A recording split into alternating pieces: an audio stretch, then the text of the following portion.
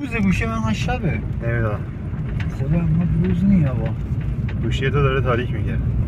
گوشی تو داره روشن میگه داشت چشم بذار من نورشو درست کردم.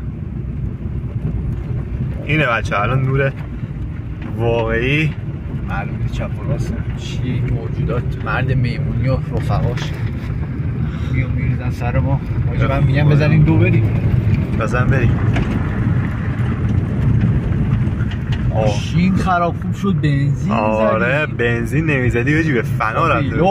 یا خدا موتور داریم تو مرد میمونی بود بچه ها رد شد شانس آوردیم حاجی بچه تا حالا موتور این نوری دیده بودی؟ نه خیلی واسم چیز بود قرمز بود قرمز بود دقیقا ای قفلو بزن زبان من گرفت قلف گفتم حاجی بچه ما الان اینجایی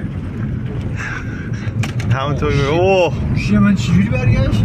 حاجی به خدا من قطع کنم من خواهی کردم آره قطع خوش حاجی نه یه دفعه ببینه فیلمشو داریم میگیریم به فنامون بده. ببین پام یه سوزش ولی داره جدی میگم بیام هم جلو بزنم فقط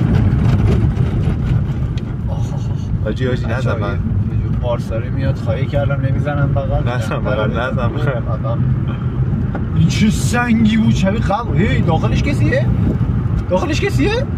نه آره نه نمیدونم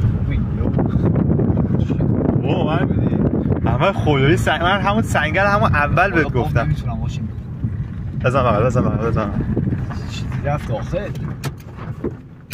یه بغل